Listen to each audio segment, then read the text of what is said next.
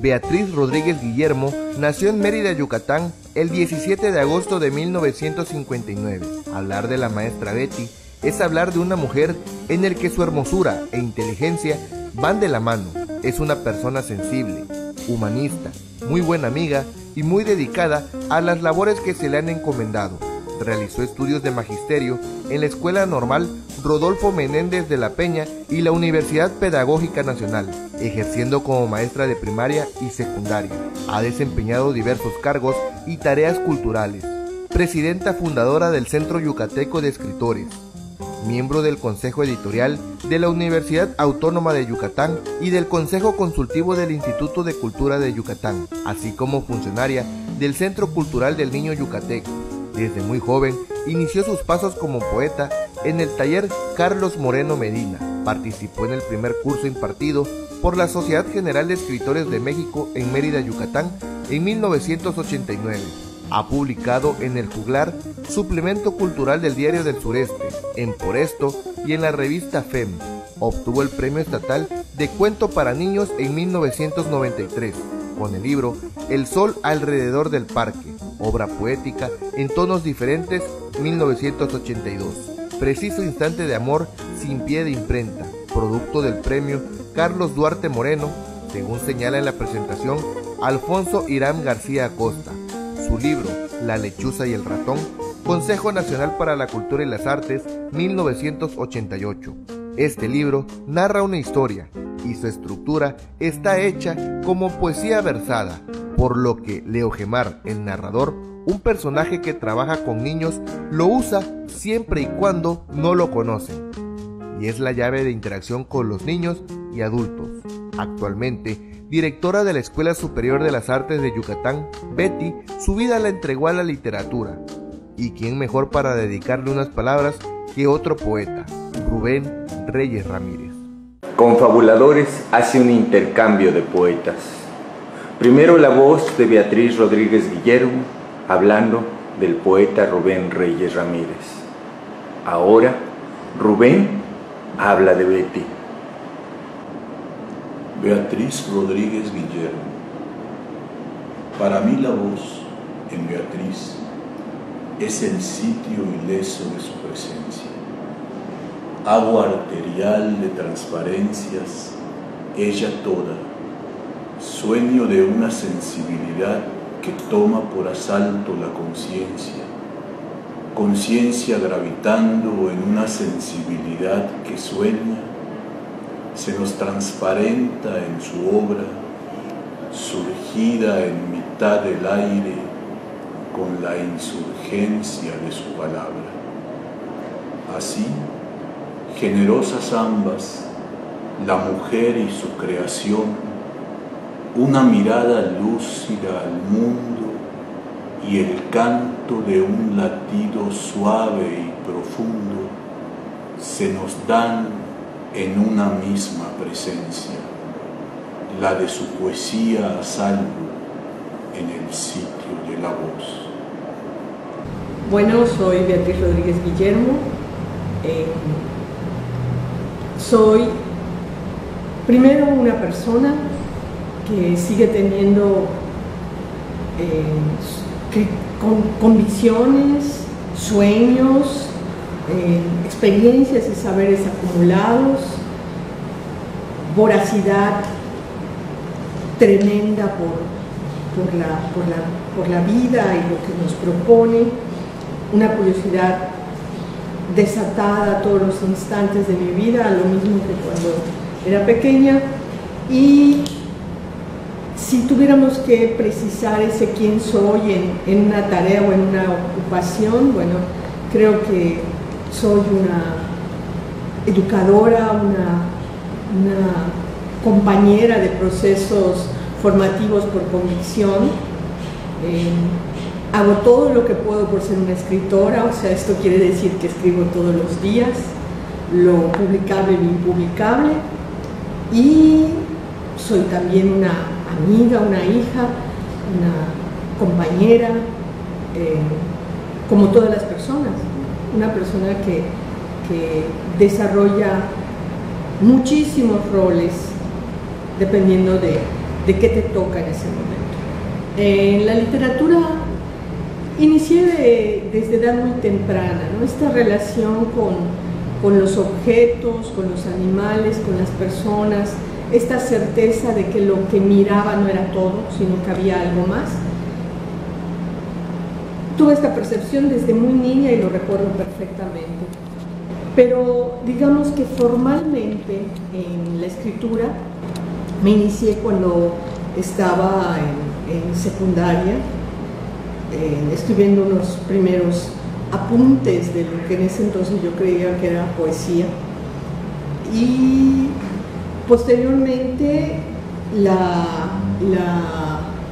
enfrentarme a una realidad. Estudiaba en la escuela normal para profesores, en la normal urbana Rodolfo Menéndez de la Peña, y resulta que en ese momento la represión, la violencia del ejercicio del poder público, bueno, tenía otros matices, otra manera de intervenir y destruir la realidad y la vida de las personas. Y en ese entonces Efraín Calderón Lara, el Charras, un hombre del que se ha escrito, se han hecho películas, pero que todavía quedan cosas pendientes, cuentas, facturas no cobradas de esa historia que fue desoladora para muchos. Para mí fue un primer grito, o sea, fue la certeza de la arbitrariedad, la impunidad, la inconsciencia, la perversidad, la soberbia, en fin, podríamos seguir llenando de calificativos innecesarios, ¿no? Esto de una conciencia que sigo enunciando hasta ahora, ¿no? La corrupción es un asunto personal, la impunidad es un asunto social, es un asunto del Estado. Bueno, entonces todo eso, cuando yo me entero de lo que había pasado, llego, aborto mi autobús como todas las veces para regresar de la escuela a casa de mi familia, a mi casa, y cuando llego, el palpitar del corazón como si uno tuviera miedo o como si uno tuviera rabia, era incontenible. Y yo me siento en un viejo pupitre que además yo había heredado de mis primas, que venía que hasta ahora está con nosotros y que venía de muchos años atrás, y escribo un primer poema que es una afirmación de esto que yo estaba percibiendo. Creo que ese es el primer texto que con conciencia y con una realidad intensa surgió como un texto poético, y a partir de eso, bueno, ya el ejercicio o la práctica de la escritura fue más consciente, ¿no? Ese texto está publicado incluso en un primer libro que se publicó siendo yo muy requete joven, cuando era parte de un taller literario con la maestra Nidia Rosado, que se llama En tonos diferentes. Es un libro de poemas que eran poemas de un estudiante normalista, ¿no? Y en ese libro está pues toda ese primer acercamiento a la otredad, a la percepción de la trascendencia. Está consignado desde la mirada de una muchacha de 17, 18 años. Así empezó. Así empezaste a escribir, Betty. ¿Pero qué te llevó a leer? ¿Cuándo empiezas a leer? ¿Cuándo eres consciente que la lectura es parte de tu vida? Bueno, en realidad la lectura ha estado como una compañera desde mi primera infancia. Sí tuve la fortuna de crecer en una casa donde habían libros, donde habían muchos libros, claro, libros para grandes, pero también tuve acceso a los libros que mi familia, mis papás me compraban, y desde muy pequeña tuve una enorme avidez por las palabras. Los libros de texto, los de lecturas fundamentalmente, los leía completos entre el primer y el segundo día en el que llegaban a mis manos. Y después, bueno, todo cuanto estaba a mi alcance y podía comprender, ¿no?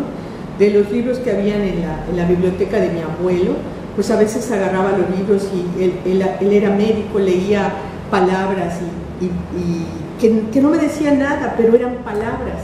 Y entonces leía, no sé, la portada, el título, quién lo había escrito. Tengo una debilidad por los índices de todas las cosas. Entonces, bueno, eso estuvo conmigo siempre.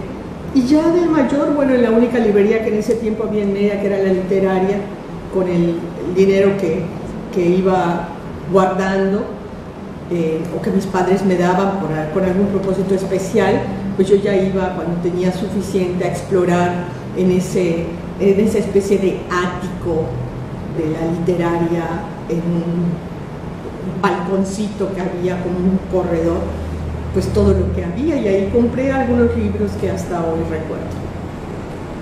¿Alguna persona de tu familia te influyó, te estimuló?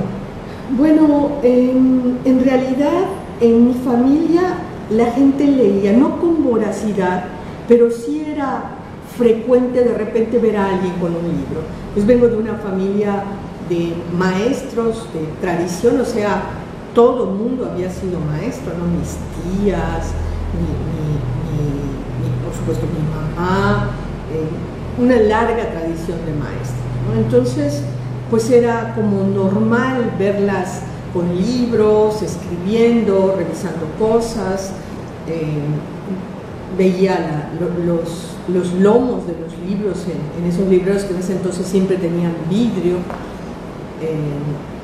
y siempre fue el hecho de ver, convivir con el objeto libro. Creo que eso puede incidir en generar una vocación lectora, creo. En mi caso pienso que tuvo que ver, pero también sí tuve personas, mi tío Juan José Coello, que fue un ilustrísimo maestro de la Adolfo Cisneros Cámara, escuela donde estudié la secundaria. Siempre desde que era niña jugaba conmigo con palabras, ¿no? Con preguntas. Con él escuché por primera vez, siendo yo muy pequeña, la leyenda de Rómulo y Remo, por ejemplo, ¿no? Y así, la historia, en fin, ¿no? Y cuando intentaba enseñarme a leer, recuerdo perfectamente que tenían como, no sé, se les ocurrió que podía funcionar de escribir las letras en el aire, ¿no? Entonces era muy interesante el juego de ver las palabras escritas en el aire, entonces poder imaginar las letras invisibles, pues creo que eso puede estimular a cualquiera, ¿no? Antes de que pasemos a que nos describas tu obra, tengo dos preguntas.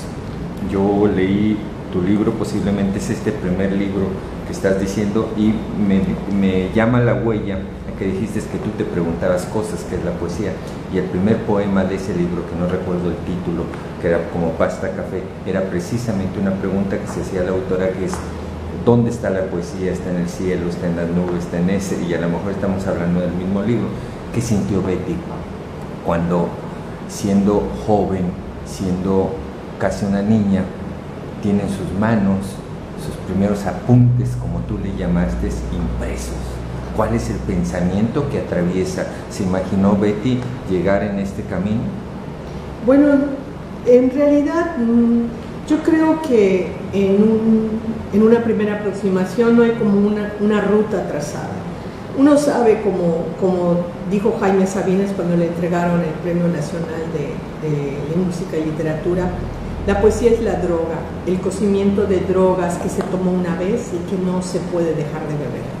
Entonces, yo creo que eso es, ¿no? O sea, hay una naturaleza, una voluntad quizá inconsciente por la poesía, ¿no? Por supuesto que ver un libro con mi nombre, además las personas fueron como muy generosas, pero no quiero usar el término de esa manera gastada de ¡ay, qué generosidad! No, realmente el maestro Aristeo Vázquez, que en ese momento era un grabador, un ilustrador importante, estuvo dispuesto a hacer la portada de un libro de poemas, apuntes, yo diría ahora, ejercicios, lecturas de la vida que yo necesitaba de algún modo contar, ¿no? Las hubiera podido escribir en una libreta y guardarlas.